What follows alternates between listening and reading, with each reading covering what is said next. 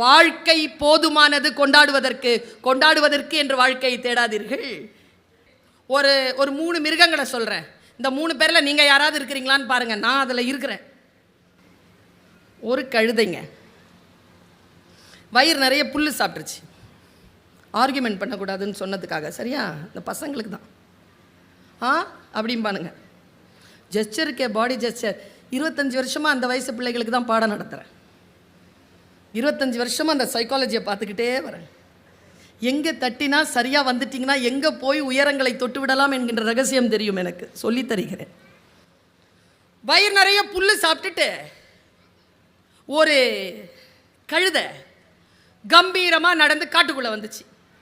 காட்டில் ஒரு புலி உக்காந்துட்டு இருந்தது. அது காலையிலேருந்து ஒன்றும் சாப்பிடலை. கழுதைக்கு வயிறு நிறைஞ்சிருச்சுன்னா திமிரு வந்துடும். அதனால தான் உடமைக்காரன் வயிறு நிறைய கழுதைக்கு சோறே போட மாட்டான். பாதி வயிறுலேயே வச்சுருப்பான். ரொம்ப திமிரில் புலியை போய் சீண்டுது கழுதை. நான் இன்னைக்கு ஃபுல் மீல்ஸ் ஃபுல்லாக சாப்பிட்டேன். புலி சொல்லிச்சான், நான் இன்னும் ஒன்றும் சாப்பிடலை. நீ தான் புல்லு சாப்பிட மாட்டியே. புல்லு சாப்பிட மாட்டேன், புல்லு சாப்பிட்றவங்கள சாப்பிடும். இதுக்கு கோவம் வந்துருச்சுங்க கழுதைக்கு. உங்கள் எல்லோரிடத்திலும் கேட்கிறேன், நம்மிடத்தில் ஏதேனும் கழுதைகள் இருந்தால் அவர்களோடு கோபப்பட்டு விடாதீர்கள். என்ன நடக்குங்கிறத பாருங்க. இப்போ அது கழுதைக்கு கோவம் வந்துருச்சா, புலியை ஒரு கை பார்க்கணுன்ற திட்டத்தோடு சொல்லுது. ஓய், நான் சாப்பிட்ட புல்லு கலர் சொல்லு. ஏய், நான் புல்லு சாப்பிட மாட்டேன், கலர் தெரியாதா சொல்ல. பச்சை. சரி, நான் பிறந்ததுலேருந்து சாப்பிட்றேன் ப்ளூ. கோவம் வந்துருச்சு புலிக்கு. போயிரு மரியாதையா. நான் புல்லு சாப்பிட மாட்டேன், நான் கலர் தெரியும், போயிருன்ட்டு. ஏய், நான் சொல்கிறேன்ல ப்ளூ தானே, ஒத்துக்கோ போகிறேன். நான் எதுக்குடா ஒத்துக்கணும்? நான் சாப்பிட்ட புல்லு தானே, நீ சாப்பிட்ட புல்லு நீ ஒத்துக்க, நான் ஒத்துக்க மாட்டேன். நீ ஒத்துக்காம நான் விட மாட்டேன். சண்டைங்க. ரெண்டும் போய் எங்கே நின்றுச்சு தெரியுமா? சிங்கத்துக்கிட்ட நின்றுச்சு. இப்போ சிங்கம் தீர்ப்பு சொல்லுதுங்க. என்னடா பஞ்சாயத்து? சார், நான் வயிறு நிறைய புல்லு சாப்பிட்டு வந்தேன் சார். சரி, நான் சாப்பிட்ட புல்லுக்கு இவன் கலர் சொல்கிறான் சார். இவன் புல்லு சாப்பிட மாட்டான் சார். இவனுக்கு என்ன சார் தெரியும் கலரு? எனக்கு தெரியும் சார், நீங்களும் புல்லு சாப்பிட மாட்டீங்கன்னு. நான் சொல்கிறேன் சார், நான் சாப்பிட்ட புல்லு ப்ளூ சார். சிங்கம் பார்த்துச்சான். என்னப்பா சார், உங்களுக்கு தெரியாதா க்ரீனுன்னு? சும்மா அலப்புற சார். காலையிலேருந்து என் உயிரை வாங்குறான் சார். அப்படியா? எவ்வளோ நேரமாக சண்டை போட்டிருக்கேன் அவன்கிட்ட? 3 மணி நேரம் சார். அப்படியா? இங்கே வாடா. கழுதையை கூப்பிட்டானா சிங்கம். எப்போத்துலேருந்துப்பா புல்லு சாப்பிட்ற? பிறந்ததுலேருந்து சார். என்னப்பா கலரு? Blue sir. 10 தான் சாப்பிட்றியா? 10 தான் சார் சாப்பிட்றேன். சத்தியமா? சத்தியமா சார். சரி, ப்ளூ தான் போ. என்கிட்ட ஆர்கியூமெண்ட் பண்ணிட்டு இருந்த இந்த புலிக்கு ஏதோ புத்தி சொல்லுங்க சார். இரு முன்னாலேயே சொல்லிடுறேன். புலியை பார்த்து சொல்லிச்சு, இனிமேல் நீ 5 மாதத்துக்கு பேசக்கூடாது. Door lock, zip. குதிச்சுக்கிட்டு கழுத போயிடுச்சு. கண்ணீரோட புலி கேட்குது, நீ சொன்னதை நான் ஏற்றுக்கிறேன். அவன் பொய் சொல்கிறான், நான் உண்மையை சொல்கிறேன். நீ ராஜா, என்ன ஒத்துக்காம அவனை ஒத்துக்கிட்டு எனக்கு தண்டனை ஏன் கொடுத்த சொல்லு. சிங்கம் சொல்லிச்சா, நீ புலி.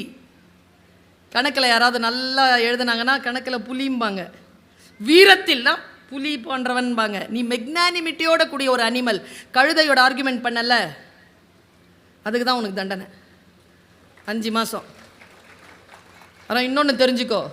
ஏன் தெரியுமா? அது கழுதை ஒருபோரும் தன் கருத்தை மாற்றிக்கொள்வதே இல்லை. எவ்வளவு புத்திமதி சொன்னாலும் மாற்றிக்கொள்ளாது. யார் புத்திமதி சொல்லுகிறார்களோ அவர்களை பழி வாங்குவதற்காக எந்த கட்டத்திற்கும் அது செல்லும். அந்த முட்டாள்தனத்திற்குத்தான் அதை கழுதை என்று திட்டுகிறார்கள். நீ புரிந்து கொள்ள வேண்டும் என்பதற்காக சொன்னேன். நான் போதிமர சிந்தனை தானே. யாரோட ஆர்கியூ பண்ணணுமோ, யாரோட ஆர்கியூமெண்ட் பண்ணக்கூடாதோ பண்ணாதீங்க.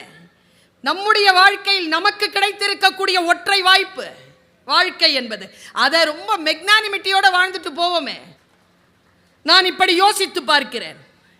இப்போ நம்ம பேசுகிறோம், குழந்தைகள் பெரியவர்களைப் போல் பேசுகிறார்கள், பெரியவர்கள் பல நேரங்களில் குழந்தைகள் போல் பேசிவிடுகிறார்கள். உங்கள் பேரண்டிங்க்கு ஒரு விஷயம் சொல்லவா? ஒரு நுட்பம். யார் நல்ல தலைமைத்துவம் வாய்ந்த குழந்தைகளுக்கு தகப்பன் தாயாக இருப்பார்கள் தெரியுமா? குழந்தைதான் நம்மிடத்தில் மழலையில் பேச வேண்டுமே தவிர நாம் குழந்தையிடத்தில் மழலையில் பேசக்கூடாது. ரொம்ப நுட்பமான விஷயத்தை நான் சொல்கிறேன். எங்கள் அம்மம்மா கொஞ்சங்க தூத்துக்குடிக்காரி, காயல்பட்டணம். ஒரு குழந்தைய கொஞ்சும் போது எத்தனை சொல்லும் தெரியுமா? 25-30 வார்த்தைகளை சொல்லி கொஞ்சம். இன்னைக்கு நான் ஒரு பொம்பளை பிள்ளையை கூப்பிடுறேன், ஒரு கை குழந்தை இருக்கிற ஒரு தாய், வா உன் பிள்ளைய கொஞ்சு. 4வது சொல்ல புஜ்ஜி அஜ்ஜின்னு வந்துடும். சொல்லில்ல நம்ம கிட்ட. என் அம்மாமா கொஞ்சுவது, என் கண்ணே, என் உயிரே, என் ஈரல் கொலையே, என் மரகத பெட்டி, என் சந்தனமே, இப்படி சொல்லிக்கிட்டே வரோங்க. எத்தனை சொற்களை சொல்லும் தெரியுமா என் அம்மம்மா? சொற்களை சொல்லி குழந்தைகளை வளர்ப்பது மிக நுட்பமான ஆளுமையை குழந்தைகளுக்கு இடத்தில் வளர்க்கும் என்பதற்காக. ஒரு நாள் எனக்கு இப்படி பேசி தொண்டை கட்டிருச்சு. ஒரு வீட்டுக்கு போயிருந்தேன். அந்த வீட்டில் என்னங்க குரல்,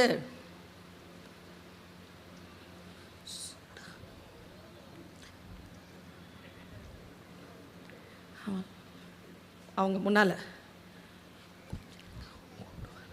ஓ எனக்கு தான் தொண்டை பிரச்சனை, காது கேட்குது, நான் எப்படி பேசணும் அப்படியே பேசுது அதுவும் மௌனத்திலேயே பேசுது. குழந்தைகள் தான் நம்மிடத்தில் மழலையில் பேசுவார்கள். நாம் குழந்தைகளிடத்தில் தெளிவான சொற்களை பேச வேண்டும். இது குழந்தைகளுடைய வளர்ப்பிலே மிக முக்கியமான கூறு. வாசிக்கின்ற பொழுது சில உண்மைகள் எனக்கு தெரியுது. எனக்கு இந்த குழந்தைகளை எல்லாம் பார்க்கும் பொழுது என்ன ஒரு ஆச்சரியம் தெரியுமா? நம் காலத்தில் இல்லாதபடிக்கு பன்முகத் திறமையோடு இருக்கிறார்கள். இந்த பன்முகத் திறமை இருக்கு இல்லையா, அதற்கான தேவை களங்கள் வருங்காலத்தில் இன்னும் அழகாக மணிமகுடம் கட்டிக்கொண்டே வருகிறது. அந்த குழந்தைகள் அதற்கு தன்னை தயார் செய்து கொள்ள வேண்டும் என்கின்ற அக்கறையில் நான் பேசுகிறேன். எப்படிப்பட்ட தயார் நிலையில் நாம் இருக்க வேண்டும், எப்படிப்பட்ட குழந்தைகளை நாம் தர வேண்டும். இன்னைக்கு இருக்கிற பாய்ஸ் அண்ட் கேர்ள்ஸ், முக்கியமாக இந்த 15, 16, 17, 18, 19, 20, 21, 26 வரைக்கும்ங்க ஆர்குமெண்ட்டு. ஏன் என்ன அப்படி பண்ண என்ன? இல்லை அப்படிலாம் பண்ணக்கூடாது, அப்படிலாம் முடியாது, அப்படி தான் பண்ணுவேன். இல்லைம்மா இது இந்த காரணங்களால் இதை பண்ண முடியாது, அதெல்லாம் உன் காலம், நாங்கள்லாம் பண்ண முடியாது. அதற்கான காரணங்களை ஆர்குமெண்ட். இதுலேயும் என்ன, நான் நினைப்பது சரி என்று சொல்லக்கூடிய ஆர்குமெண்ட் பாருங்க. நான் ஒரு போதி மர சிந்தனை சொல்லவா? வாழ்க்கையில் வளர வேண்டும் என்றால் நான் எப்போவுமே சொல்லுவேன், அன்பாக இருப்பது புத்திசாலித்தனம். எங்கள் அம்மாட்ட நான் ரொம்ப அன்பாக இருப்பேன். எங்கள் அம்மா 80 பவுனு அவங்க அம்மா சொத்து எனக்கு கொடுத்துருச்சு. அன்பாக இருப்பது புத்திசாலித்தனம், சொத்து கிடைக்கும். சண்டை போடுற யாருக்குமே தரல எங்கள் அம்மா. மற்றவங்கெல்லாம் எங்கள் அம்மாவோட டைரெக்டாக நின்று சண்டை போட நான் போட மாட்டேனே. எங்கள் அம்மா மேலே உட்காந்துட்டு இருந்தாங்கன்னா தான் நம்ம மேலே உட்காரோம், கீழே உட்காந்து நான் மேலே உட்கார மாட்டேனே. அது என் குணம், எனக்கு அப்படி ஆயிடுச்சு. ரொம்ப நுட்பம் சொல்லவா? எந்த ஒரு தாய் தகப்பன் கையிலே எடையை தூக்கி கொண்டு வருகின்ற பொழுது அந்த சுமையை தன் கைக்கு குழந்தை மாற்றிக்கொள்கிறதோ அந்த குழந்தை பெற்றோர்களை முதிர பார்த்துக்கொள்ளும். எந்த பெற்றோர் தன் குழந்தைகள் எதையும் சுமந்து விடக்கூடாதுன்னு போய் பொட்டி தூக்குறீங்களோ, நீங்கள் சாவர வரைக்கும் அதுங்களை நீங்கள் தான் பார்த்துக்கணும். அது திரும்பி கூட பார்க்காது. இன்றைக்கி வீட்டுக்கு போயிட்டு ஒரு மந்திரம் சொல்லித்தர, அதை சொல்கிறீங்களா? போதிமர சிந்தனை. இங்கே பாடுறா, நானோ உங்கள் அப்பாவோ நானும் உங்கள் அம்மாவோ கஷ்டப்பட்டு உன்னை படிக்க வைக்கிறோம், எங்களெல்லாம் பார்த்துக்கணுன்ற அவசியம் கிடையாது. நீ நல்லா படித்து நல்லா உத்தியோகத்துக்கு போய் உன் பொண்டாட்டி பிள்ளைங்களை பார்த்துட்டு நீ நல்லா இருந்தாலே போதும். சொல்கிறீங்களா? சொல்லாதீங்க. இப்போ அதான் செஞ்சிட்ருக்கிறானுவோ. என்ன சொல்லுங்க தெரியுமா? இங்கே பாடுறா, நானும் என் பொஞ்சாதியும் வாழ்க்கையில் அனுபவிக்க வேண்டிய அத்தனை மகிழ்ச்சிகளையும் அடகு வைத்து உன் வாழ்க்கைக்காக நீ படிக்க வேண்டும், நீ முன்னேற வேண்டும் என்பதற்காக தியாக வாழ்க்கை வாழ்ந்து கொண்டிருக்கிறோம். நீ வளர்ந்து இந்த குடும்பத்தை சரியாக பார்த்து கொள்ள வேண்டும் என்று சொல்லி சொல்லி அந்த பிள்ளைகளை வளருங்கள். குடும்பம் என்கின்ற உறவினுடைய அந்த நெகிழ்ச்சித்தன்மை கொஞ்சம் உறுதிப்படுத்தப்படும். ஆர்கியூமெண்ட் பண்ணுறாங்கல்ல, இங்கே யாராவது இருந்தீங்கன்னா ஆர்கியூ, இந்த பொண்டாட்டி புருஷங்கிட்ட ஆர்கியூ பண்ணுறது, புருஷன் பொண்டாட்டிக்கிட்ட இன்னைக்கு என்னன்னா இது நிறைய ரீல்ஸ் வந்துருச்சுங்க. அதில் பார்க்குறாங்களா, அதான் வாழ்க்கைன்னு நினைக்கிறாங்க. இயல்பு கெட்டு போகிறது. நான் ஒரு ஆசிரியையாக, ஒரு பெண்ணாக கவலையோடு அதை சொல்கிறேன். பல நேரங்களில் நான் யோசித்து பார்க்கிறேன், எந்த சொற்கள் நம்மை சிந்திக்க வைத்து எந்த ஒரு தவறையும் செய்ய முடியாதபடிக்கு நம்மை காக்கின்றன. நான் ஒரு சிந்தனையை சொல்கிறேன். இந்த உலகத்தில் பணிவு என்கின்ற ஒற்றை சொல்லை நான் இப்பொழுது வித்தியாசமாக பயன்படுத்த போகிறேன். இந்த சொல் ஒருவேளை உங்களுக்கு போதி மரமாக மாறலாம்.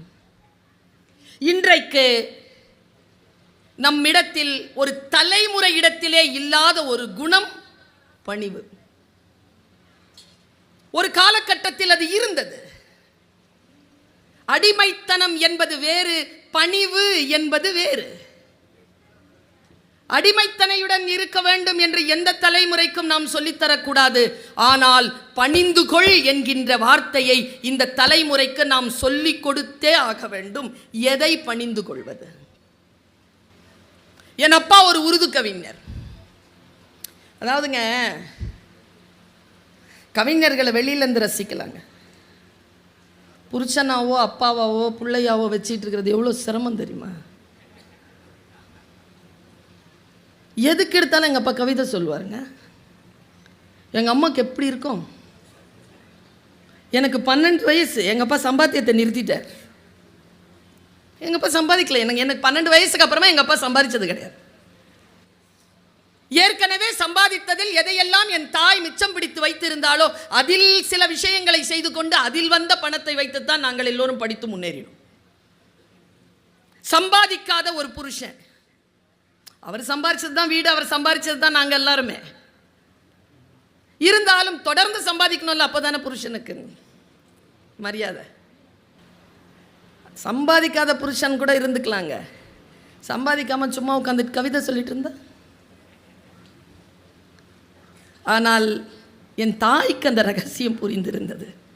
அவர் சம்பாதிப்பதை விட மிக முக்கியமானது அவர் பேசுகின்ற கவிதைகள், அந்த 5 குழந்தைகளுடைய மனதிலே ஏற்படுத்துகின்ற அதிர்வுகள், அது மிக மிக முக்கியமானது என்று என் தாய்க்கு தெரிந்திருந்தது. என் அப்பா இதை சொல்லுவார், ஆஜீசி அதப் பாட்ஷாயி, பணிவுதான் ராஜகுணத்தின் முதல் தகுதி. யாரிடத்தில் பணிவு இருக்கிறதோ அவர்கள் ஆழ்கிறார்கள், ஆளக்கூடியவர்களாக. அதனால் தான் கம்பன் அவ்வளவு பெரிய புத்தகத்தை எழுதி வருகின்ற பொழுது அவையடக்கம் என்று எழுதினார். கடல் போன்றது ராமகாதை, நான் பூனை போன்று ஆசையால் அதை இந்த சின்ன நாக்கினால் எடுத்து பருகுகிறேன், பெரியவர்கள் மன்னிக்க வேண்டும் என்று சொல்லி தொடங்குகிறார். அப்பொழுது அவன் எழுதுகின்ற இலக்கியம், அதை வாசிக்கின்ற பொழுது நமக்கு அது போதிமரமாகிறது, நம்மை வழிபடுத்தக்கூடியவை. நான் பணிவுன்னு சொன்னேன் இல்லையா, நிறைய பேருக்கு அது புரியாது. இந்த பாப்பா சொல்லிச்சு, இந்த 2000 பிறந்த குழந்தைங்களை பார்க்கத்தான் பாவமாக இருக்குன்னு. உண்மைதான், அது உண்மை. நமக்கெல்லாம் என்னங்க என்டர்டெயின்மெண்ட்? எனக்கு 45 வயது கடந்திருக்கிறது. நமக்கெல்லாம் என்ன என்டர்டெயின்மெண்ட்? ஞாபகம் இருக்கா?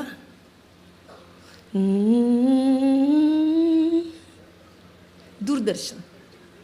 வெள்ளிக்கிழமை அன்னைக்கு ஒளியும், புதன்கிழமை அன்னைக்கு சித்திரஹார் சொல்கிறார் பாருங்க. சனிக்கிழமை அன்னைக்கு ஹிந்தி இல்லைன்னா வேற மொழி படம் பாடாவதியாக இருக்கும். ஞாயிற்றுக்கிழமை அன்னைக்கு ஒரு தமிழ் படம். நமக்கு தெரிஞ்ச ஒரே பேரழகி சோபனா ரவி. அதில் வியாழக்கிழமை ஒன்று வரும், தாய் நிலம் தந்த வரம் தாவரம் வயலும் வாழும். அதில் உட்காந்துக்கிட்டு ஒருத்தர் பேப்பராக கடிதமாக படிச்சுட்டு இருப்பார், ஒருத்தர் அதுக்கு பதில் சொல்லிக்கிட்டே இருப்பார். அது அவ்வளோ ஆர்வமாக பார்த்துட்டு இருப்பாங்க எல்லாரும். எங்களுக்கு எந்த டிஸ்ட்ராக்ஷனும் இல்லையே. அந்த குழந்தை சொன்னது உண்மைதானே. 1008 டிஸ்ட்ராக்ஷன் இருக்கும் பொழுது அது வாழ்க்கையில் ஜெயிக்கிறது என்றால் நிச்சயமாக இந்த காலத்து குழந்தைகள் நம்மை விட புத்திசாலிகள் தான், சந்தேகமே இல்லை. ஆனால் நான் ஒன்று சொல்லட்டுமாடா, நாங்கள்லாம் தான் உண்மையாகவே பாவம். ஏன்னா இந்த தலைமுறை இருக்குல்ல, அவங்க தான் பெரியவங்க பேச்சை கேட்ட கடைசி தலைமுறை. உங்களை மாதிரி சின்ன பிள்ளைங்க பேச்சை கேட்க தொடங்கி இருக்கிற முதல் தலைமுறை. கஷ்டம். இந்த தலைமுறை இருக்குல்ல, இந்த தலைமுறை மிகப்பெரிய சவால்களை கடந்து அடுத்த தலைமுறையை உருவாக்கி போய்கொண்டிருக்கிறது. அடுத்த தலைமுறைக்கு இந்த தலைமுறை சொல்லி தர வேண்டிய மிக அற்புதமான போதிமர சிந்தனை என்ன தெரியுமா? பணிவை சொல்லிக் கொடுங்கள், பணிந்திருக்க சொல்லிக் கொடுங்கள். நான் சொன்னேன்ல மகாபாரதம், அதுல அஸ்வத்தாமன் ஒரு வீரன், அவன் துரோணாச்சாரியாருடைய பையன். துரோணர் இறந்து போறார், பொய் சொல்லி இறந்து போறார், பொய் சொல்லப்பட்டு இறந்து போறார். அஸ்வத்தாமன் இறந்தான் என்று சொன்னவுடன் தன் தலையை தானே வெட்டி கொண்டு தன் தகப்பன் இறந்ததை, அஸ்வத்தாமன் என்கின்ற யானை விழுந்துபட்டதை, தருமன் அஸ்வத்தாமனை பீமன் கொன்றான் என்று அவன் செய்த அந்த அறிவிப்பால் கேட்டு தன் தகப்பன் தற்கொலை செய்து கொண்டதை அறிந்து கொண்ட அஸ்வத்தாமன் தன் கையிலே இருந்த ஆழமான ஆயுதத்தை கொண்டுட்டு வரான். அதை வெல்றதுக்கு இந்த உலகத்தில் யாருக்குமே துணிச்சல் கிடையாது, வேக்சினே கிடையாது, அழிச்சிரும். வருது எடுத்துக்கிட்டு, அதுக்கு பேர் நாராயண அஸ்திரம். அஸ்திரத்தை விட்டுட்டான். பாண்டவர்கள் மீது அஸ்திரம் வந்துருச்சு. கிருஷ்ணன் என்ன சொன்னார் தெரியுமா? பணிந்து கொள்ளுங்கள். இப்போ கொரோனா வரும்போது சொன்னாங்கல்ல, மறைந்து கொள்ளுங்கள். எதிர்கொள்ள முடியாது, அழிச்சிரும். பணிந்து கொள் என்றான். கீழே விழுந்தார்கள் எல்லோரும். குதிரையில் இருக்கின்றவர்கள் கீழே விழுந்தார்கள், யானையில் இருக்கின்றவர்கள் கீழே விழுந்தார்கள். கிருஷ்ண பரமாத்மாவும் எழுந்து கீழே படுத்துக் கொண்டார். அஸ்திரம் வந்தது பார்த்தது, யாரும் தனக்கு முன்னால இல்லைன்னு உடனே அஸ்வத்தாமன் கிட்ட திரும்பி போயிடுச்சு. இதெல்லாம் நடந்ததா நடக்கலையான்லாம் எனக்கு தெரியாது. ஆனால் ஒரு ஞானம், ஒரு போதிமர சிந்தனை மட்டும் வருகிறது. சில விஷயங்களை எதிர்க்க கூடாது, பணிந்து ஒதுங்கி கொண்டால் ஆபத்திலிருந்து நாம் நம்மை காப்பாற்றிக் கொள்ளலாம். அது வெறும் நோயிடம் இருந்து மட்டுமல்ல, ஆயுதங்களிடம் இருந்து மட்டுமல்ல, எதிலிருந்தெல்லாம் நாம் நம்மை காப்பாற்றிக் கொள்வதற்காக இந்த பணிவு என்கின்ற குணத்தை நம் குழந்தைகள் அடுத்த தலைமுறை பெற வேண்டும் என்கின்ற ஞானம் நமக்கு வந்தால் நாம் அந்த போதி மரத்துக்கு கீழ் நின்று கொண்டிருக்கிறோம் பொருள். உங்களிடத்தில் போய் உங்கள் கூடுகளில் நீங்கள் ஒளிந்து கொண்டிருப்பது அடிமைத்தனம் அல்ல, அந்த பணிவு என்பது புத்திசாலித்தனம்.